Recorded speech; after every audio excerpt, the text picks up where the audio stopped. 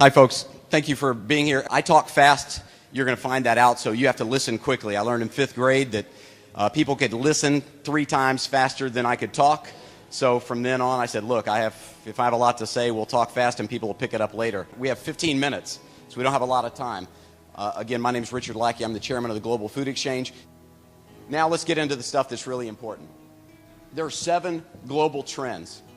And these trends, whether you believe what you hear, whether you want to go to the math, whether you want to go to the charts, whether you want to listen, anybody can make anything say anything. I can tell you that in pharmaceuticals. If I want to have a study that says that dirt will make your hair grow, I can get a double-blind, placebo-controlled trial that'll tell you that. I'm just saying. I've been there.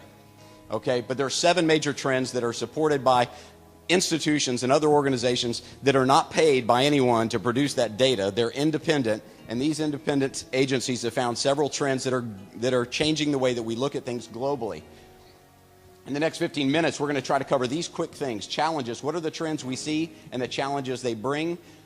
How can we as investors profit from these trends and challenges? We're going to show you something I think is wholly unique today, and you'll hear us say again and again and again, we want to show you ways that you can do well by doing good.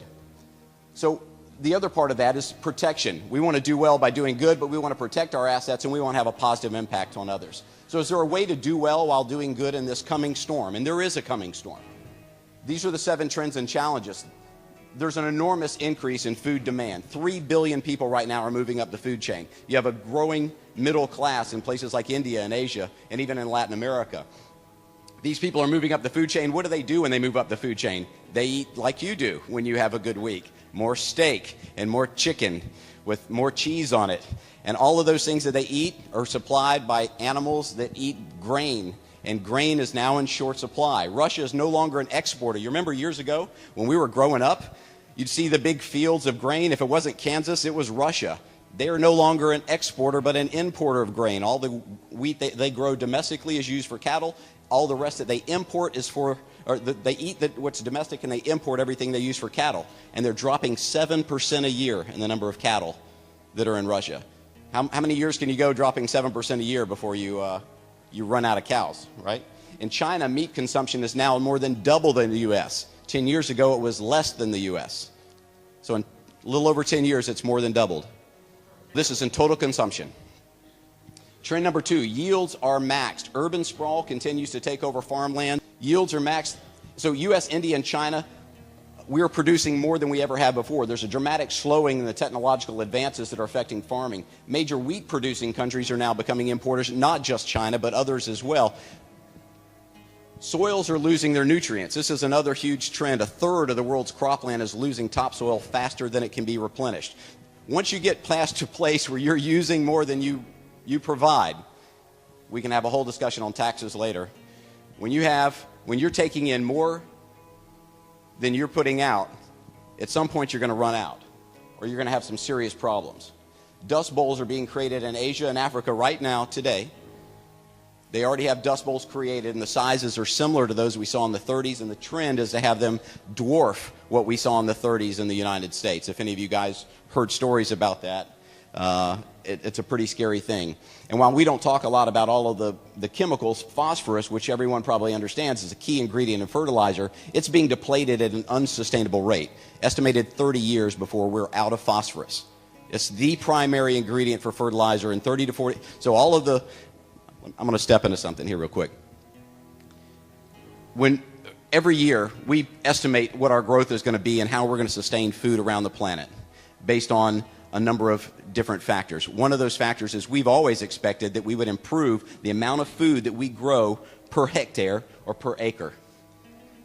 And it's always done that for decades, since the 40s. We've always improved the amount of crops we could produce, the amount of nutrition we could create.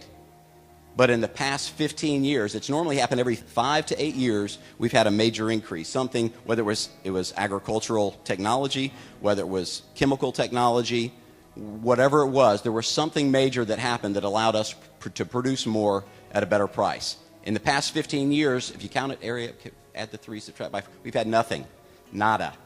There's been no changes. So now we're planning on this rising increase, which is happening, but we have no increase in production in food. And phosphorus is the key to keeping the string that's holding everything together. Trend number 4 is that aquifer depletion is past sustainable levels. Let's talk about just in the U.S. We know that this is happening in India.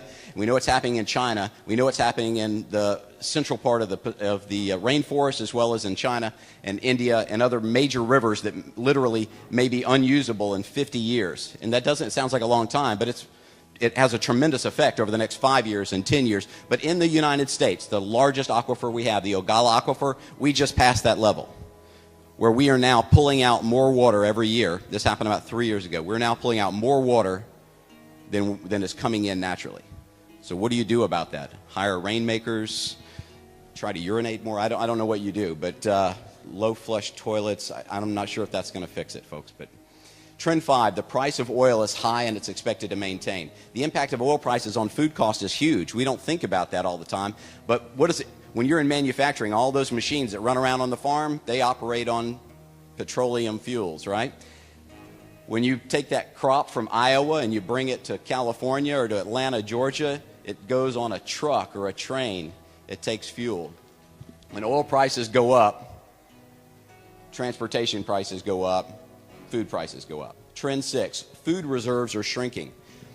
For years and years, we kind of worked as a group of countries around the planet to be able to provide enough food to have it in storage in silos is the old way we used to do it. Now we have other ways as well. But we try to have enough food available so that if there was some sort of natural disaster or major event, that we would have enough to last for 3 to 5 years. Those storage supplies are now at a point where any single country would not have enough if we pulled it all together as a planet to last for more than a year. We're a little bit less than a year's supply. That's not really a great thing, especially when you consider that 20 to 25 years ago, there used to be 17 varieties of wheat that made up the vast majority of all of the crops in the world. Now, because of the needs for new seeds and to work properly with certain fertilizers and all that sort of thing, everybody wanted more production, right? Everybody wants to grow more crops on their land. So over those number of years, they started using a different kind of seed, and now across the world there's 4 major varieties. So it's really nice that we have 4 varieties, but that means if there's a virus, a fungus, a bacteria that gets in one variety of wheat, there's a very high likelihood that we could lose 25+% of our global wheat production. We have a 1 in 4 chance, and how long does it take to re-side a field?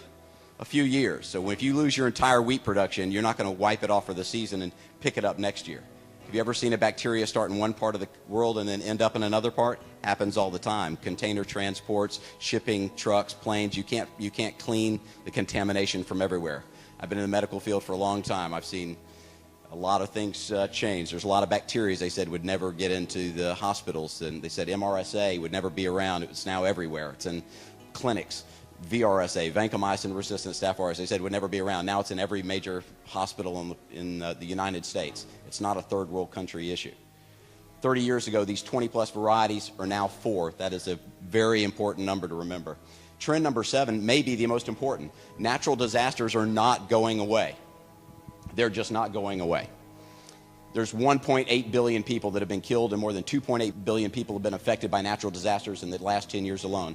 If you look at the recent disasters, this is just in 2012, you'll notice this is all over the world. We had 1.87 million people in the United States displaced. Displaced really by our terms means that they didn't have access to clean water, nutritious food, and shelter for 30 days or longer. So we had 3 million in the Philippines and 10 million if you combine all of those in Southeast Asia. Just in 2012, this was done in August. There was a little storm called Sandy that's not even included in this. So if you think you're done with disasters, you may not be interested in investing in food or anything like that. If you think we're pretty much done, we've had our season, there won't be any more. If that's what you think, my suggestion is you think again.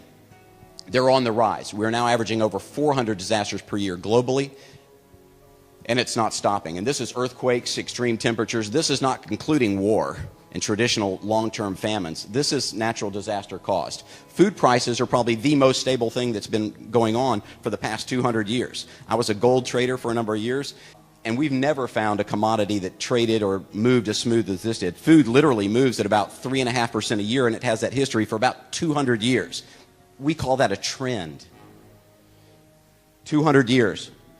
And now it's, for the last 5 years, it's been increasing by about 5% a year for the past 5 years for all of the 7 reasons that we talked about earlier. So if you think food prices are going to go down, you probably don't want to invest in food. If you think natural disasters have gone away, you probably don't want to invest in food. If you think either of those is going to maintain, you should consider it for sure. How can we profit from them? Is there a way to actually make money doing this? Of course there is. You can invest in what we call security vaults, 40-foot certified containers, freeze-dried food with 25 years longer. It's military spec, certified FEMA, USAID, World Vision, World Food Program, and all those folks can buy these assets. The governments, as you know, are not terribly efficient. That's why you pay $900 for a toilet seat, because a general sits down and it's got a crack in it and he complains, and they go get a toilet seat in 5 minutes and they pay a premium for it. If they had paid ahead of time, they could have gotten it for $24 at Home Depot. Food is the same way. They pay a premium 4 times what we sell it for. So when we go out, we can actually buy it at discounts. The funds that invest through our exchange, we're an exchange. There's actually some introducing members here. When their funds purchase this, they buy it at a wholesale because they buy regularly through the exchange every month. And they buy at a deep discount. And then when it's needed, it's there. Not only is it there, it's in a strategic location. So they'll take what we call an FSV, which is a food security vault, an SSV, which is a shelter security vault, or a WSV, which is a water security vault. And right now we don't manufacture CSVs, which are combination security vaults, but we're hoping to by the end of 2014. So what we're providing really is emergency food right now. Each one will feed 650 people for 30 days at 2,100 calories per day. This is the need for food security vaults. Recognize that picture, it's very similar. This is in the past 10 years, 7,800 food security vaults were needed. And 20,000 vaults were needed just in 2008. And in 2012, by August, 8,000 food security vaults. We also have water security vaults that supply 8,000 adults with 12 gallons per day through an automated system called an industrial reverse osmosis system. These are actually leased to those areas where they're needed, and then they're cleaned up and used again by the funds. Similar needs, 981 vaults were needed in 04, 2,500 in 08. You'll notice about a 4-year cycle, but there's many, hundreds every year around the world. We also have emergency shelters, solar powered, all that sort of thing. They can be configured in multiple groups up to 5,000 men. This is the number of shelter security vaults. 36,000 were needed. And we have another program. If you'd like to come to our booth later, we'll talk to you about how we retrofit those so that they can be then donated by nonprofit organizations to places like Afghanistan and Africa, where they live in boxes. So a used tent is a condominium for those folks. Disclosure that this presentation is not to solicit funds.